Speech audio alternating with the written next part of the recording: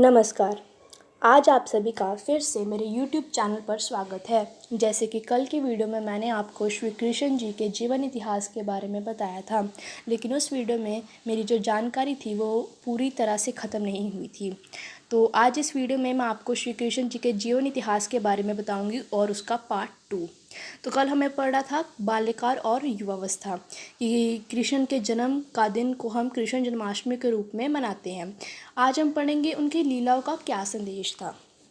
कृष्ण लीलाओं का जो विस्तृत वर्णन भागवत ग्रंथ में किया गया है, उसका उद्देश्य क्या केवल कृष्ण भक्तों की श्रद्धा बढ़ाना है या मनुष्य मात्र के लिए इसका कुछ संदेश है। तार्किक मन को विचित्र सी लगने वाली इन घटनाओं के वर्णन का उद्देश्य क्या ऐसे मन को अतिमानवीय पराशक्ति की रहस्यमयता से विमूढ़वत बना देना है, अथवा उसे उसके तार्किक स्तर पर ही कुछ गहरा संदेश देना है।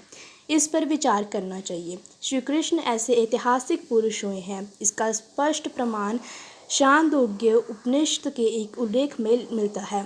वहाँ कहा गया है कि देवकी पुत्र श्री कृष्ण को महर्षि देवकोटि आनगेरस ने निष्काम कर्म रूप यज्ञ उपासना की शिक्षा दी थी, जिसे ग्रहण कर श्री कृष्ण तृप्त अर्थात पूर्ण पुरुष हो गए थे। श्री कृष्ण का जीवन जैसे कि महाभारत में वर्णित है, इसी शिक्षा से अनुप्राणित था और गीता में उसी शिक्षा का प्रतिपादन उनके ही माध्यम से किया गया है। किंतु इनके जन्म और बाल जीवन का जो वर्णन प्राप्त है वह मूलतः श्रीमद्भगवत का है और वह ऐतिहासिक कम आध्यात्मिक अधिक है, और ये बात ग्रंथ के आध्यात्मिक स्वरूप के अनुसार ही है। ग्रंथ में चमत्कारी भौतिक वर्णनों के पर्दे के पीछे गहन आध्यात्मिक संकेत संजोए गए हैं।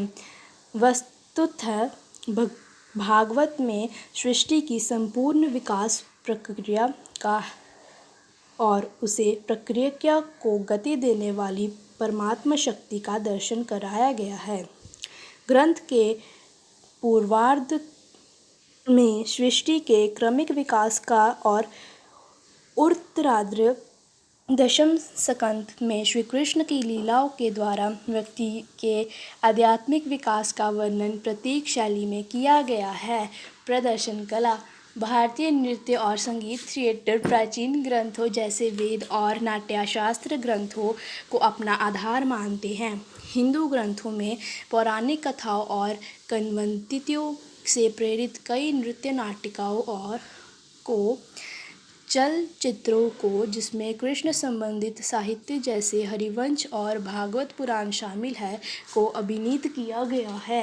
कृष्ण की कहानियों ने भारतीय थिएटर, संगीत और नृत्य के इतिहास में विशेष रूप से रासलीला की परंपरा के माध्यम से महत्वपूर्ण भूमिका निभाई है।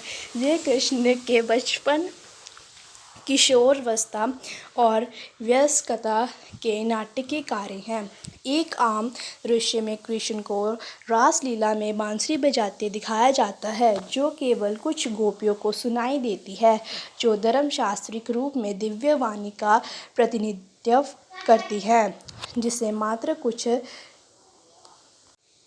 प्रबुद्ध प्राणियों द्वारा सुना जा सकता है। कुछ पाठ की किंवदंतियों ने गीत गोविंद में प्रेम और त्याग जैसे माध्यमिक कला साहित्य को प्रेरित किया है।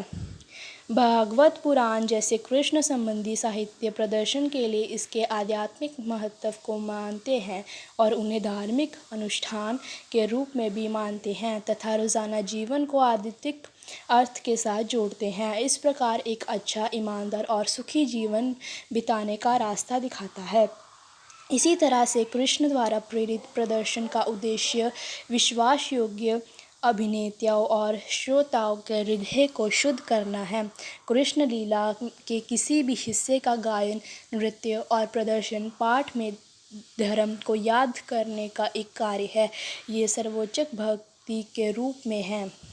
किसी भी समय और किसी भी कला में कृष्ण को याद करने के लिए उनकी शिक्षा पर देते हुए उनकी सुंदर और दिव्य पूजा की जाती है। विशेषकर कथक, ओडिसी, मणिपुरी, कुचिपुड़ी और भरतनाट्यम जैसे शास्त्रीय नृत्य शैलियों उनके कृष्ण संबंधी प्रदर्शनों के लिए जाने जाते हैं। कृष्णाटम ने अपने मूल को कृष्ण पौराणिक कथाओं के साथ रखा है और ये कथकली नामक एक अन्य प्रमुख शास्त्रीय भारतीय नृत्य रूप से जुड़ा हुआ है। ब्रांटे भागवत पुराण में कृष्ण कहानियों के प्रभाव का सारांश देता है।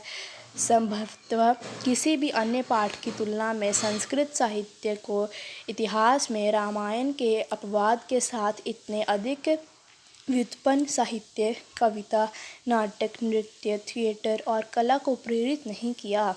अब हम पढ़ेंगे उनकी मृत्यु के बारे में।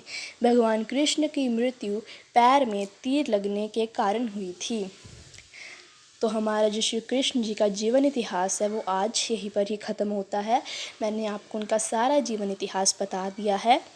और अगर आपको मेरी ये वीडियो पसंद आई हो तो इसको लाइक, सब्सक्राइब, अगर आप मेरे चैनल पर नए आए तो इस चैनल को सब्सक्राइब कीजिएगा, मेरी वीडियो को लाइक कीजिएगा, इसके ऊपर कमेंट कीजिएगा और इसे ज़्यादा से ज़्यादा शेयर कीजिएगा।